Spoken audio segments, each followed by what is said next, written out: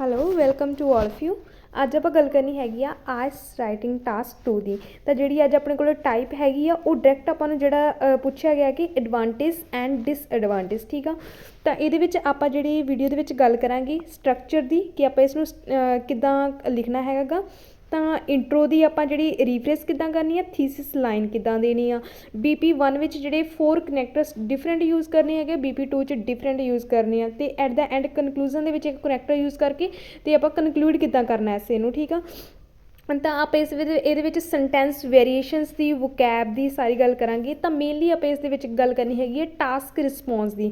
ਤਾਂ ਅੱਜ ਮੈਂ ਤੁਹਾਨੂੰ ਟਾਸਕ ਰਿਸਪੌਂਸ ਵੀ ਦੱਸੂਗੀ ਕਿ ਕਿੱਦਾਂ ਆਪਾਂ ਜਿਹੜਾ ਦੇਣਾ ਹੁੰਦਾ ਹੈਗਾ। ਤਾਂ ਹੁਣ ਆਪਾਂ ਫਸਟ ਆਫ ਆਲ ਗੱਲ ਕਰਦੇ ਹੈਗੇ ਹਾਂ, ਸਟੇਟਮੈਂਟ ਰੀਡ ਕਰਦੇ ਹਾਂ। ਸਟੇਟਮੈਂਟ ਕੀ ਹੈ ਆਪਣੇ ਕੋਲੇ? In the most countries around the world, children begin learning the English language at school from primary level, ਠੀਕ ਆ। ਕਿ ਬਹੁਤ ਸਾਰੀਆਂ ਕੰਟਰੀਜ਼ ਦੇ ਵਿੱਚ ਕੀ ਹੁੰਦਾ ਹੈਗਾ ਕਿ ਚਿਲਡਰਨ ਸਟਾਰਟ ਕਰ ਦਿੰਦੇ ਇੰਗਲਿਸ਼ ਲੈਂਗੁਏਜ ਸਿੱਖਣਾ ਪ੍ਰਾਇਮਰੀ ਲੈਵਲ ਤੋਂ ਹੀ, ਠੀਕ ਆ। What are the advantages and disadvantages of teaching the English language to children at an early age, ਠੀਕ ਆ। ਤਾਂ ਉਹ ਕਹਿੰਦੇ ਕਿ ਇਹਦੀਆਂ ਐਡਵਾਂਟੇਜ ਅਤੇ ਡਿਸਐਡਵਾਂਟੇਜ ਦੋਨੋਂ ਹੀ ਦੱਸੋ ਕੀ ਆ, ਕਿ ਜਦੋਂ ਆਪਾਂ ਚਿਲਡਰਨਸ ਇੱਕ ਅਰਲੀ ਏਜ 'ਤੇ ਲੈਂਗੁਏਜ ਸਿੱਖਣਾ ਸਟਾਰਟ ਕਰਦੇ ਆ, ਠੀਕ ਆ। ਤਾਂ ਇਹਦੇ ਵਿੱਚ ਟਾਸਕ ਰਿਸਪੌਂਸ ਦੀ ਆਪਾਂ ਗੱਲ ਕਰਦੇ ਹਾਂ।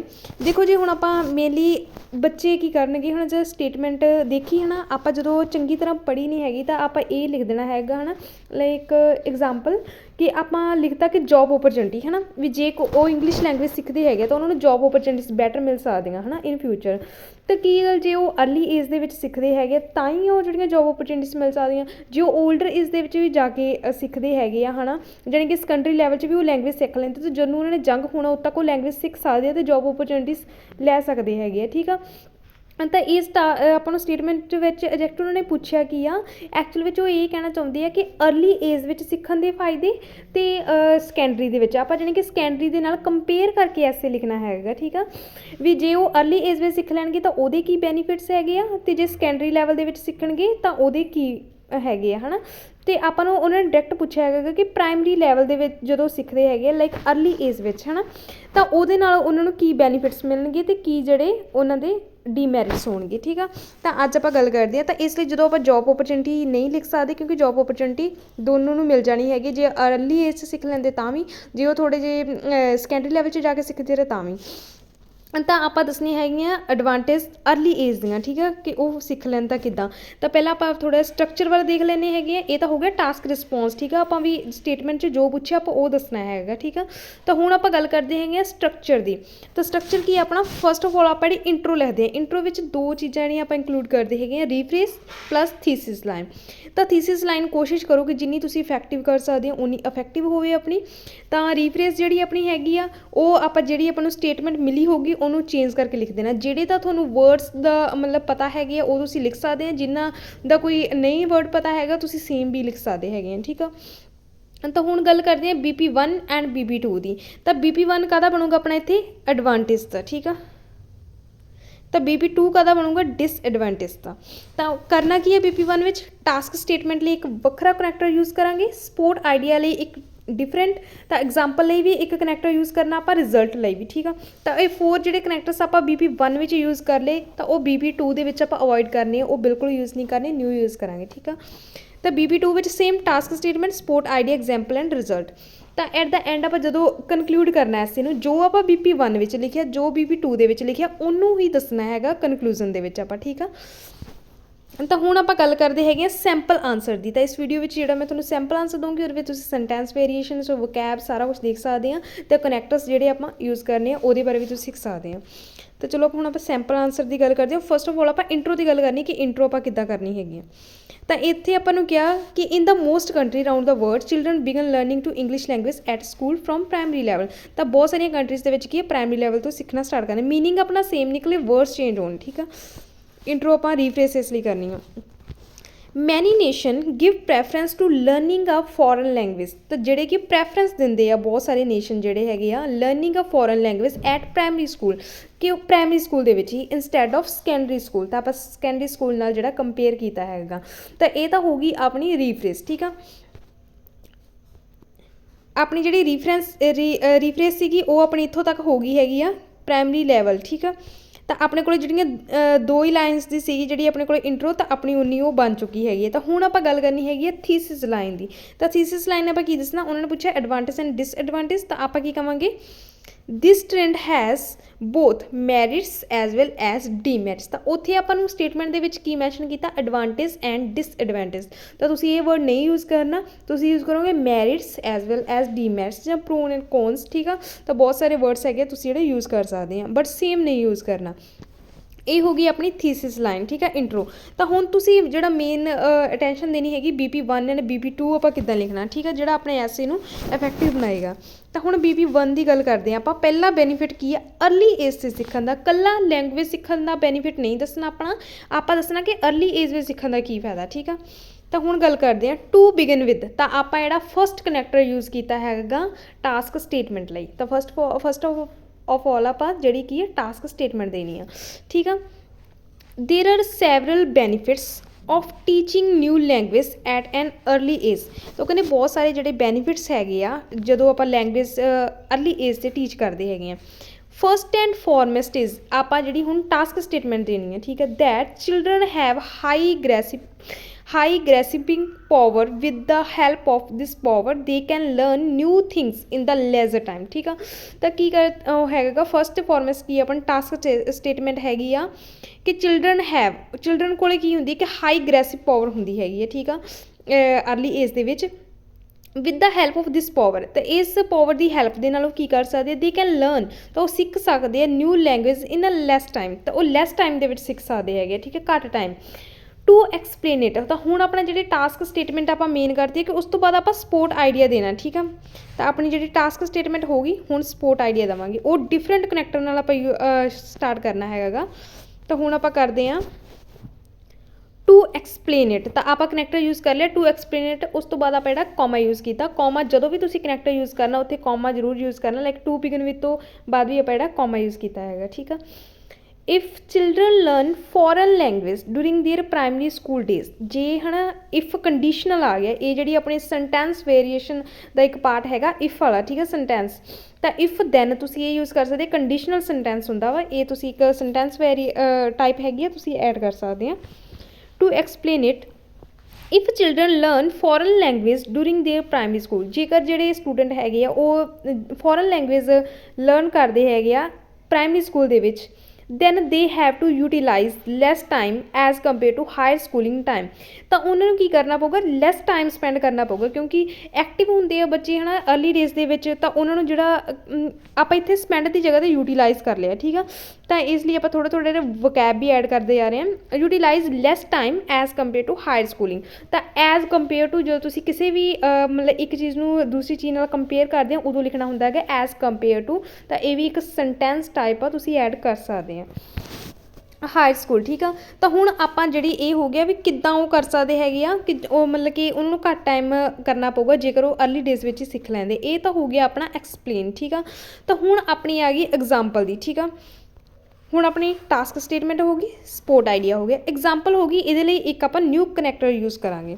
ਤਾਂ ਕੀ ਕਰਨਾ, ਫੋਰ ਐਗਜ਼ਾਮਪਲ, ਠੀਕ ਹੈ, ਇੱਕ new connector then comma use ਕੀਤਾ। A survey was conducted by, ਤਾਂ ਇੱਕ ਜਿਹੜਾ ਸਰਵੇ ਕੰਡਕਟ ਕੀਤਾ ਗਿਆ ਬਾਏ ਵਰਲਡ ਹੈਲਥ ਔਰਗੇਨਾਈਜੇਸ਼ਨ। ਤਾਂ ਇੱਕ ਜਿਹੜੀ ਵਰਲਡ ਹੈਲਥ ਔਰਗੇਨਾਈਜੇਸ਼ਨ ਆ ਉਹਦੇ ਬਾਰੇ ਉਹਨਾਂ ਨੇ ਕੀ ਕਿਹਾ ਗਿਆ, found that humans brain have the highest power. ਤਾਂ ਜਦੋਂ ਤੁਸੀਂ ਆਪਣੀ ਇਹ ਡਿਗਰੀ ਯੂਜ਼ ਕਰਨੀ ਹੈ ਹਾਈਐਸਟ, ਠੀਕ ਆ। ਜਦੋਂ ਤੁਸੀਂ ਹਾਇਰ ਕਰੋਗੇ ਯੂਜ਼ ਤਾਂ ਉਦੋਂ ਤੁਸੀਂ ਕਿਸੇ ਨਾਲ ਕੰਪੈਰੀਜ਼ਨ ਕਰਨਾ ਹੁੰਦਾ। ਹਾਈਐਸਟ ਦਾ ਮਤਲਬ ਹੈਗਾ ਕਿ ਵੀ ਕੋਈ ਵੀ ਉਹਦੇ ਕੰਪੈਰੀਜ਼ਨ ਵਿੱਚ ਹੈਗਾ ਨਹੀਂ ਹੈਗਾ। ਜਦੋਂ ਤੁਸੀਂ ਹਾਈਐਸਟ ਯੂਜ਼ ਕਰੋਗੇ, ਥਰਡ ਡਿਗਰੀ ਯੂਜ਼ ਕਰਨੀ ਹੈਗੀ ਆ, ਤਾਂ ਤੁਸੀਂ ਦਾ ਨਾਲ ਜ਼ਰੂਰ ਯੂਜ਼ ਕਰਨਾ ਹੈਗਾ, ਠੀਕ ਆ। ਤਾਂ ਹਮੇਸ਼ਾ ਆਪਾਂ ਆਉਂਦੇ ਹਾਂ ਦ ਹਾਈਐਸਟ, ਠੀਕ ਆ, ਇਕੱਲਾ ਹਾਈਐਸਟ ਨਹੀਂ ਯੂਜ਼ ਕਰਾਂਗੇ, ਦ ਹਾਈਐਸਟ ਆਊਗਾ।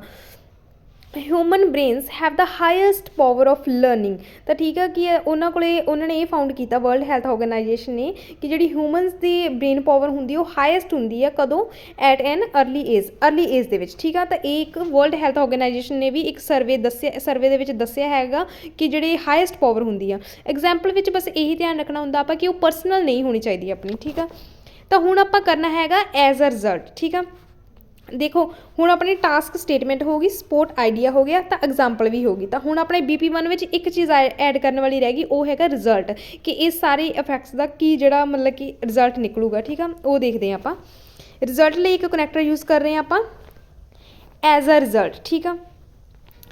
It would be easy for children, ਤਾਂ ਇਹ ਕੀ ਈਜ਼ੀ ਹੋ ਸਕਦਾ ਚਿਲਡਰਨ ਲਈ to learn a language in their early days, ਤਾਂ ਜਿਹੜੇ अर्ਲੀ ਡੇਜ਼ ਵਿੱਚ ਉਹਨਾਂ ਲਈ ਅਫਕੋਰਸ ਈਜ਼ੀ ਹੋਊਗਾ ਜਦੋਂ ਕਿ ਉਹਨਾਂ ਨੂੰ ਥੋੜ੍ਹਾ ਟਾਈਮ ਯੂਟੀਲਾਈਜ਼ ਕਰਨਾ ਪਊਗਾ, ਹੈ ਨਾ, ਤਾਂ ਉਦੋਂ ਉਹਨਾਂ ਦੀ ਪਾਵਰ ਵੀ ਜ਼ਿਆਦਾ ਹੁੰਦੀ ਹੈ as compare to secondary level, ਤਾਂ ਇਸ ਲਈ ਆਪਣਾ ਜਿਹੜਾ ਇਹ ਇਫੈਕਟ ਨਿਕਲਦਾ ਹੈਗਾ। ਤਾਂ ਇਹ ਹੋ ਗਿਆ ਆਪਣਾ BP1। BP1 ਦੇ ਵਿੱਚ ਆਪਾਂ ਜਿਹੜੇ 4 ਕਨੈਕਟਰ ਯੂਜ਼ ਕਰ ਲਏ ਹੈ ਨਾ, ਤਾਂ ਇਹ 4 ਕਨੈਕਟਰਸ ਆਪਾਂ BP2 ਦੇ ਵਿੱਚ ਯੂਜ਼ ਨਹੀਂ ਕਰਾਂਗੇ। ਤਾਂ ਆਪਾਂ ਸੈਂਟੈਂਸ ਟਾਈਪ ਦੇਖੋ ਯੂਜ਼ ਕੀਤੀ ਹੈ। ਫਸਟ ਆਫ ਆਲ ਆਪਾਂ ਇਫ ਜਿਹੜਾ ਸੈਂਟੈਂਸ ਬਣਾਇਆ ਹੈਗਾ ਇਫ ਦੇ ਨਾਲ, ਹੈ ਨਾ, ਤਾਂ ਉਹ ਆਪਣਾ ਜਿਹੜਾ ਕੰਡੀਸ਼ਨਲ ਹੋ ਗਿਆ। ਉਸ ਤੋਂ ਬਾਅਦ ਜਿਹੜਾ ਆਪਾਂ ਕੀ ਕਰ ਰਹੇ ਹੈਗੇ ਆ ਕਿ ਆਪਾਂ ਵਕੈਬ ਵੀ ਐਡ ਕਰਤੀ, ਯੂਟੀਲਾਈਜ਼। ਤਾਂ ਇੱਥੇ ਆਪਾਂ ਜਿਹੜਾ ਇੱਕ ਐਗਜ਼ਾਮਪਲ ਦੇ ਵਿੱਚ ਇੱਕ ਸਰਵੇ ਪਾਤਾ ਐਜ਼ ਕੰਪੇਅਰ ਟੂ ਵੀ ਆਪਾਂ ਇੱਕ ਸੈਂਟੈਂਸ ਟਾਈਪ ਦੱਸਤੀ। ਤਾਂ ਜਿਹੜੀਆਂ ਆਪਾਂ 2 ਸੈਂਟੈਂਸ ਟਾਈਪ ਯੂਜ਼ ਕਰ ਲਈਆਂ, 4 ਕਨੈਕਟਰ ਯੂਜ਼ ਕਰ ਲਏ, ਠੀਕ ਆ। ਤਾਂ ਆਪਾਂ ਜਿਹੜਾ ਐਗਜ਼ਾਮਪਲ ਦੇ ਲਈ ਉਹ ਸਰਵੇ ਐਡ ਕਰਤਾ। ਤਾਂ ਹੁਣ ਆਪਾਂ BP2 ਦੇ ਵਿੱਚ ਸਰਵੇ ਅਵੋਇਡ ਕਰਾਂਗੇ, ਤਾਂ ਕੋਈ ਆਪਾਂ ਸਟੱਡੀ ਦੀ ਐਗਜ਼ਾਮਪਲ ਕਰ ਦਾਂਗੇ, ਠੀਕ ਆ। ਤਾਂ ਹੁਣ ਆਪਾਂ ਗੱਲ ਕਰਦੇ ਹਾਂ BP2 'ਤੇ। BP2 ਵਿੱਚ ਆਪਾਂ ਨੂੰ 4 ਨਿਊ ਕਨੈਕਟਰਸ ਚਾਹੀਦੇ ਆ। ਤਾਂ ਹੁਣ ਆਪਾਂ ਜਦੋਂ ਹਾਊ ਐਵਰ ਟ੍ਰੈਂਡ ਚੇਂਜ ਹੋ ਜਾਵੇ ਉਦੋਂ ਆਪਾਂ ਹਾਊ ਐਵਰ ਯੂਜ਼ ਕਰਦੇ ਹਾਂ। ਤਾਂ ਫਸਟ ਕਨੈਕਟਰ ਯੂਜ਼ ਕੀਤਾ ਆਪਾਂ ਹਾਊ ਐਵਰ, ਇਹ ਹੋਊਗਾ ਆਪਣਾ ਜਿਹੜਾ ਡਿਸਐਡਵਾਂਟੇਜ ਦਾ, ਠੀਕ ਆ। ਉਹ ਆਪਣੀ ਐਡਵਾਂਟੇਜ ਸੀਗੀ ਕਿ ਉਹਨਾਂ ਕੋਲ ਜ਼ਿਆਦਾ ਪਾਵਰ ਹੁੰਦੀ ਹੈ ਤਾਂ ਉਹ ਈਜ਼ੀਲੀ ਸਿੱਖ ਸਕਦੇ, ਇਹ ਤਾਂ ਹੋ ਗਿਆ ਫਾਇਦਾ, ਠੀਕ ਆ। ਤਾਂ ਹੁਣ ਆਪਾਂ ਜਿਹੜੀ ਡਾਊਨ ਸਾਈਡ ਦੀ ਗੱਲ ਕਰਨੀ ਹੈਗੀ ਆ। However there is a downside to learning a foreign language, ਤਾਂ ਜਿਹੜੀ ਇੱਕ ਫੋਰਨ ਲੈਂਗੁਏਜ ਸਿੱਖਣ ਦੀ ਐਟ ਪ੍ਰਾਇਮਰੀ ਸਕੂਲ, ਤਾਂ ਇਹਦੀ ਕੀ ਇੱਕ ਡਾਊਨ ਸਾਈਡ ਵੀ ਹੈਗੀ ਆ, ਉਹ ਆਪਾਂ ਗੱਲ ਕਰਦੇ ਹਾਂ। ਫਸਟਲੀ ਤਾਂ ਆਪਾਂ ਜਿਹੜਾ ਫਸਟਲੀ ਯੂਜ਼ ਕਰ ਲਿਆ ਤਾਂ ਉਹਦੇ ਬਾਅਦ ਆਪਾਂ ਕੌਮਾ ਲਾ ਦਿੱਤਾ, ਇਹ ਵੀ ਕਨੈਕਟਰ, ਠੀਕ ਆ। ਇਟ ਬਿਕਮਸ, ਤਾਂ ਇਹ ਆਪਣੀ ਟਾਸਕ ਸਟੇਟਮੈਂਟ ਚੱਲ ਰਹੀ ਹੈ। It becomes a main reason of burden for peoples, ਠੀਕ ਆ। ਤਾਂ ਆਪਾਂ ਜਿਹੜਾ ਚਿਲਡਰਨ ਯੂਜ਼ ਕਰ ਲਿਆ, ਸਟੂਡੈਂਟ ਯੂਜ਼ ਕਰ ਲਿਆ, ਤਾਂ ਹੁਣ ਆਪਾਂ ਪਪਲਸ ਕਰ ਦਿੱਤਾ, ਠੀਕ ਹੈ। ਇਹ ਵੀ ਇੱਕ ਸਟੂਡੈਂਟ ਦਾ ਜਿਹੜਾ ਸਿਨੋਨਿਮ ਹੈਗਾ ਗਾ। ਤਾਂ ਆਪਾਂ ਵਾਰ-ਵਾਰ ਸਟੂਡੈਂਟਸ ਚਿਲਡਰਨ ਯੂਜ਼ ਕਰਨ ਦੀ ਜਗ੍ਹਾ 'ਤੇ ਆਪਾਂ ਪਪਲਸ ਕਰ ਲਿਆ, ਤਾਂ ਇਹ ਵਕੈਬ ਐਡ ਹੋ ਗਈ ਆਪਣੀ, ਠੀਕ ਆ। ਤਾਂ ਹੁਣ ਆਪਾਂ ਕਹਿ ਦਿੱਤਾ ਕਿ ਟਾਸਕ ਸਟੇਟਮੈਂਟ ਕੀ ਦਿੱਤੀ ਕਿ ਇਹ ਇੱਕ ਬਰਡਨ ਦਾ ਕਾਰਨ ਬਣਦਾ ਹੈਗਾ ਗਾ ਚਿਲਡਰਨਸ ਲਈ। ਤਾਂ ਕਾਹਤੋਂ ਬਣਦਾ ਹੈਗਾ ਉਹ ਆਪਾਂ ਦੱਸਣਾ ਹੈਗਾ ਸਪੋਰਟ ਆਈਡੀਆ ਵਿੱਚ। ਤਾਂ ਕਿੱਦਾਂ ਆਪਾਂ ਕਰਾਂਗੇ ਟੂ ਐਲੈਬੋਰੇਟ ਇਟ। ਤਾਂ ਹੁਣ ਜਿਹੜਾ ਕਨੈਕਟਰ ਹਾਊ ਐਵਰ ਆਪਾਂ ਯੂਜ਼ ਕੀਤਾ ਸੀਗਾ ਟਾਸਕ ਸਟੇਟਮੈਂਟ ਲਈ, ਤਾਂ ਆਪਾਂ ਜਿਹੜਾ BP2 ਦੇ ਵਿੱਚ ਕੀ ਯੂਜ਼ ਕੀਤਾ ਸੀ ਐਕਸਪਲੇਨ ਕਰਨ ਲਈ, ਟੂ ਐਕਸਪਲੇਨ ਇਟ। ਬਟ ਹੁਣ ਐਕਸਪਲੇਨ ਇਟ ਆਪਾਂ ਯੂਜ਼ ਨਹੀਂ ਕਰ ਸਕਦੇ, ਇਸ ਲਈ ਆਪਾਂ ਕੀ ਕੀਤਾ ਟੂ ਐਲੈਬੋਰੇਟ ਇਟ।